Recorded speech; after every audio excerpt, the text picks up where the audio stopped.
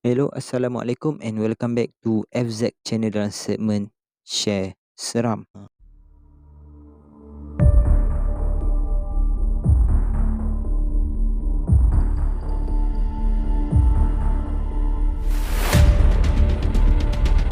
Subscribe. Manakala kita dah cerita tentang kisah seram hospital untuk 2 episod lepas, kali ni lebih kepada kisah seram berkaitan orang yang pergi ke hospital dan pulang ke rumah, iaitu orang yang bersalin. Yalah, orang bersalin ni dia bila nak bersalin dia dah memang dah set date dah untuk datang. Macam orang sakit, bila sakit baru datang kan. So kisah ni dia lah berkaitan dengan kisah seram hospital, namun terjadi di rumah. Okey, kisah ni berlaku kepada seorang perempuan ni yang mana due date dia dah nak sampai untuk melahirkan. Dia pun sepanjang mengandungi adalah teringin macam-macam, teringin itu, teringin ini, ataupun istilah orang kita mengidam. Pada satu ketika ni, telah dia melakukan macam-macam perkara, mak dia macam sering menegur lah, kau ni dah nak dekat dah bersalin, janganlah tidur lambat-lambat sangat. Entahlah mak, tak boleh tidur. Kau cubalah tidur, kesian kat baby, takkan tak nak bagi baby rehat. Tapi dia pun duk aktif ni mak, duk menendang-nendang je. Tak apalah, nanti kau slow-slow lah tidur ya, tak elok untuk kesihatan kau. Ya. Ni laki kau nak lambat lagi ke nak balik? Aku macam dah mengantuk dah ni. Tak apa mak, saya tunggu dia, tak apa. Tak apa mak, tunggu dia, tak apa, kau pergi tidur lah. Tak apa mak, saya tunggu dia. Tak apalah, kita tunggu dia berdua. So selepas pada perbincangan dua beranak ni, dia orang pun tunggulah si suami ataupun menantu kepada mak perempuan ni tadi. And setibanya suami di rumah, secara tiba-tiba perempuan ni boleh kata, bang, saya nak ajak abang sia-sia kat luar, boleh bang? Mendengar pernyataan si isteri ni, suami dia yang baru balik kerja penat ni, macam mata yang tak apa nak segar ni tiba-tiba terbeliak. Awak biar betul, sekarang pukul 12, nak keluar gimana? Alah bang, turun bawah blok ke, atas aras ni ke, janji luar pada ni, boring lah duduk dalam rumah. Mak ataupun mak mertua kepada dia orang berdua ni cara tiba-tiba macam, kau dah buang terbiat ke? Pukul 12 tengah malam ni kau nak pergi keluar bersiap-siap apa? Tak elok lah untuk baby dengan kau. Mak kejap je. Tak ada, jangan. Dia nak mendengar ataupun dimarahi oleh mak dia ni, si perempuan mengandung ni mula nak majuk, macam mula nak nangis. Benda nanti bukan boleh dapat dah, baby pun dah nak keluar. Semua orang tak faham. So macam bila mendengar satu kata-kata daripada orang yang macam mengidam ni kan, yelah orang mengandung ni dia sensitif. Mak dia ni pun macam pada mulanya macam memang bertegas lah, sebab yelah benda tu tak baik untuk kesihatan baby. Sebab kat luar ni banyak benda-benda yang inginkan baby tersebut. Setelah perbincangan antara dia dan menantu dia, mereka bersetuju dan ketiga-tiga mereka keluar. Kisah ni sebenarnya bapak mertua ataupun bapak kepada si perempuan ni keluar, kalau tak silap masa tu pergi mengopi kot. And bila dah jadi macam tu, okeylah, mak dan suami dia temankan dia pergi jalan-jalan. Dan kalau dapat tunjuk muka dia gembira gila pada waktu tersebut, senyum je sambil jalan, senyum, turun ke bawah blok, naik balik, lalu tingkat atas, dan jiran-jiran pun yang mana tak tidur siapa, dah nak bersalin dah kan, eloklah jaga baby tu tau. So macam-macam ucapan tahniah. Dan ada juga yang kata, dah lama tak nampak. Betul lah kan, banyak dalam rumah lah dah ada baby ni kan. Tak apalah, makcik doakan kau sihat ya, mudah melahirkan baby. So bila dah semua jiran, banyaklah jiran nampak juga. Dan mak dia pun macam mudah cakap, dah lah, kita naik atas lah, lama dah ni kita turun bawah naik atas semua ni. Alamak, kejap lah, baru je nak rasa hari ni, nanti dah puas saya ajak naik Yelah.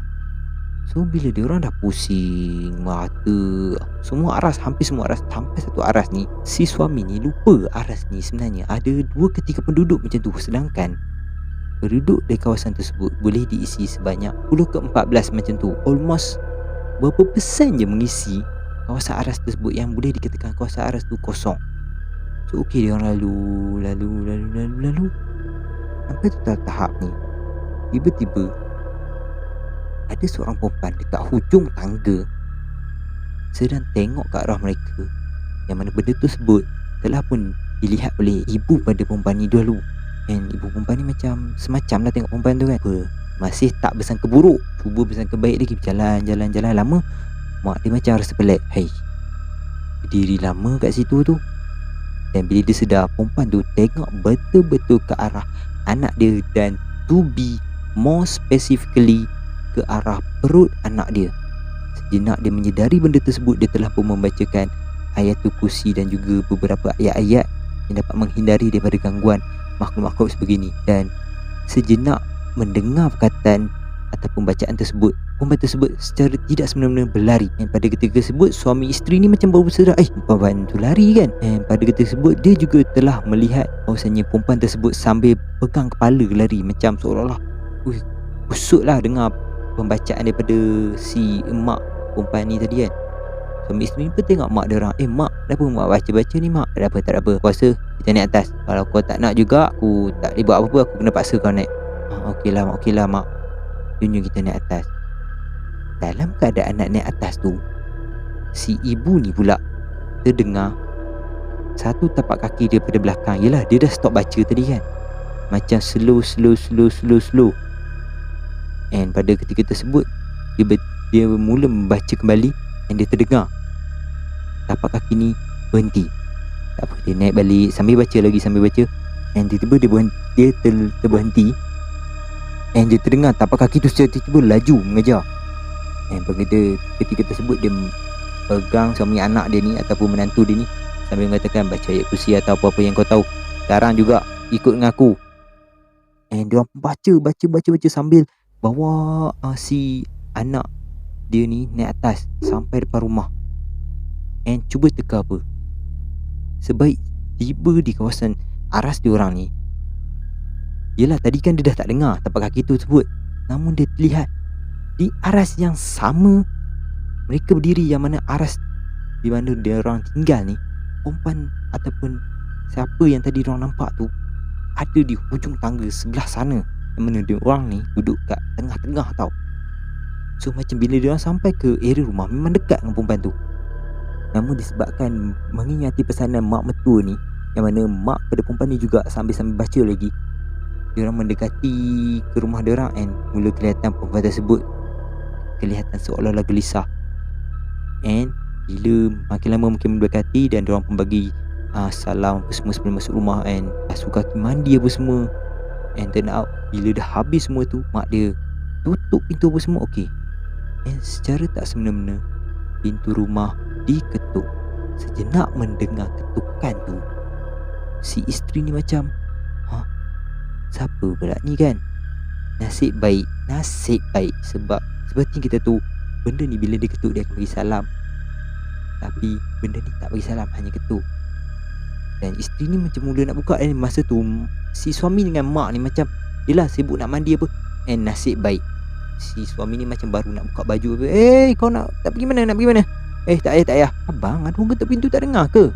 Tak payah. Kenapa si suami ni marah sangat? Disebabkan dia tahu apa yang terjadi sebentar tadi tu mungkin terjadi lagi, yang mana kalau itu ayah ataupun bapak mertuanya, mesti dah ada salam. And turn out tak berapa lama selepas ketukan tu, Assalamualaikum. Waalaikumsalam ayah. Cara dengan pantasnya si suami pergi buka pintu dan cakap, Alhamdulillah ayah dah balik. Kenapa muka cemas sangat ni? Tak ada apa. So macam pada ketika tersebut, si pak mertua ni macam pelik lah nampak si isteri dia keluar pada bilik air dalam keadaan macam cemas lagi.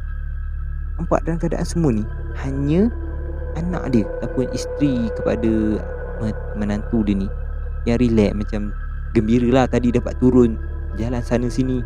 Keesokannya si menantu dan juga isteri dia ni ceritalah dekat si bapak mertua ni kan, awak tahu tak semalam awak pergi minum kopi tu dengan kawan-kawan awak? Kenapa? Menantu kita ni dengan saya teman lah anak awak ni pergi berjalan-jalan pukul 12:30 malam. Apa hal 12:30 malam nak keluar jalan-jalan? Tak ada kerja lain ke anak awak tu? Anak awak juga tak payah nak salahkan saya. Awak bayangkan pukul 12:30 malam, kita orang sia-sia nak dekat 12:30 malam baru nak naik. Lama betul. Dia teringin ke apa? Dia kata dia teringin. Dia kata kononnya nanti tak dapat dah, ni nak dekat dah masuk wad apa semua. And masa kita orang bersiar tu, kita orang sampai satu tingkat ni, si suami dia baru beritahu kat saya pagi ni, tingkat tu memang kosong sebetulnya, ada 2-3 rumah je yang berisi. Itu pun penduduk dia jenis pergi bekerja, pergi pagi balik malam. So memang jarang ada kat rumah, memang jarang nampak lah. And bila dah jadi macam tu, kita orang pun terkejut. Tiba-tiba boleh nampak seorang perempuan kat hujung. Bang, abang bayangkan bang, perempuan duduk seorang-seorang kat hujung, rambut kusut masai dengan baju putihnya. Saya mula bersangka baik lagi bang, tak baca apalah. Bila makin dekat, saya nampak perempuan tu macam seolah-olah ke depan sedikit. Padahal sebelum tu dia tak jalan bang. Yang sejenak mendengar penjelasan daripada isteri dia ni, si lelaki ni mula menyedari dan mengata, kejap.